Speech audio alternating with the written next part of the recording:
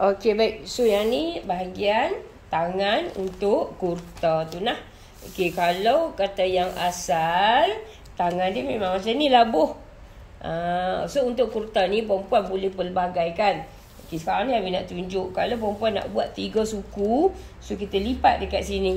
Kalau tangan 3 suku sama ada 17 ataupun 18. Kalau 17, bagi basi 2 inci. So, dapat panjang ni. Okey? Baik. So, ini kata untuk buat tangan 3 suku.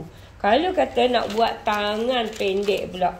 Okey, tangan pendek. So, tangan pendek perempuan kena ambil dalam 11 inci.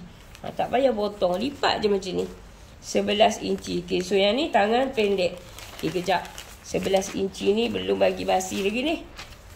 Bagi basi. Basi tu 2 inci lah. So, kita lipat 1, lipat 1. Okey. So, je ni. Ni dah sekali dengan basi. Okey. So, sekejap lagi perhatikan dekat sini. Kita kena bagi dia ada lebihan sedikit.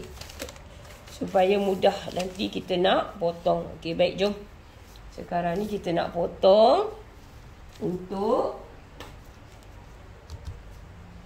tangan 3 suku untuk tangan 3 suku.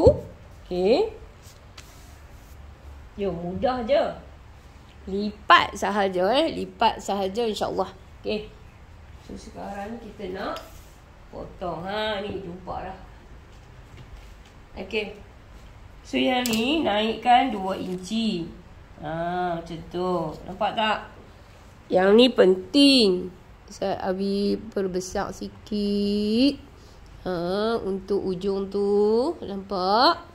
Okey, kita kena ni. Bagi dia terkeluar macam tu sikit. Suku. Ataupun 1/2 hun. Macam tu. Barulah mudah sekali lagi kita nak lipat ke dalam tu. Okey, nampak kan? Tu. Tu. Dekat ujung ni. Kalau pendek ni pun buat juga. Kalau labuh pun buat juga. Okey, jom kita nak potong pula. Okey.